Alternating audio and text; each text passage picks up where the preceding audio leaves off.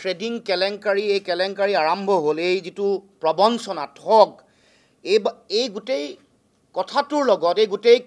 ঠগ প্ৰবঞ্চনাৰ লগত কেইবাগৰাকীও ব্যক্তিৰ নাম ইয়াত তেওঁলোকৰ কথা আহিল ৰাজহুৱা হ'ল এই গোটেই কথা বতৰাবোৰৰ লগত আসলতে ৰাজনৈতিক হস্তক্ষেপ বা ৰাজনৈতিক ৰক্ষণাবেক্ষণৰ কথা ইতিমধ্যে মানুহৰ মুখলৈ আহিছে মানুহৰ সকলোৱে দৃষ্টিগোচৰ হৈছে সেই কাৰণে আমি দাবী জনাইছো যে এই বিষয়টোৰ তদন্ত হ'ব লাগে এগৰাকী উচ্চতম ন্যায়ালয়ৰ ন্যায়াধীশৰ তত্ত্বাৱধান নিৰীক্ষণত CBI তদন্তৰ ব্যৱস্থা কৰিব লাগে কাৰণ এই গোটেই বিষয়টোৰ লগত এটা ব্যাপক এটা যন্ত্ৰ ব্যাপক এটা ৰেকেট জড়িত হৈ আছে আমি দাবী উত্থাপন কৰিছো যে তদন্ত হ'ব লাগে CBI তদন্ত কিন্তু উচ্চতম ন্যায়ালয়ৰ নিৰীক্ষণ তত্ত্বাৱধানত হ'ব লাগে অন্যথা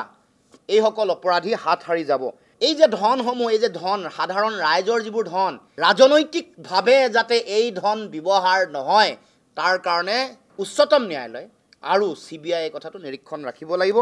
ষ্টক ট্ৰেডিংৰ নামত যেটো ফ্ৰডুলেন্ট ট্ৰানজেকশন হৈছে আৰু বিভিন্ন মানুহৰ টকা পইচা অনৈতিকভাৱে ডিপজিটৰ নামত লৈ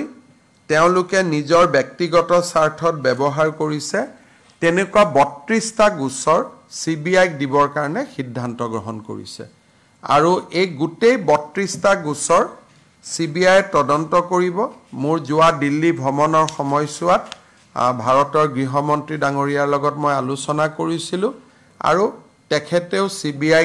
এই গোচৰ দিয়াত সন্মতি প্ৰকাশ কৰিছিলে আৰু এই গোচৰটো ট্ৰান্সফাৰৰ প্ৰক্ৰিয়া এমাহ সময় লাগিব কাৰণ তেওঁলোকে DOPTৰ পৰা নটিফিকেশন কৰিব লাগিব ইয়াৰ কিছু প্ৰসেস আছে কিন্তু আমি আজিৰ কেবিনেটত এটো সিদ্ধান্ত লৈছো যে এই গোটেই কেটা কেছ আমি CBI দিম আৰু CBI নলুৱালৈকে অসম পুলিচে চাই থাকিব কিন্তু ডিটেইল ইনভেষ্টিগেশনটো CBI কৰিব আৰু আমি আশা কৰিম যে যিমান সোনকালে পাৰি CBI ল'ব পাৰে আমাৰ মুখ্য সচিবেও ডাইৰেক্টৰ CBI লগত কথা পাতিছে তেওঁ সন্মতি জনাইছে যে আমি কেছ কেটা লম আৰু যদি ভৱিষ্যতে এনেকুৱা কিছু গোচৰ আহে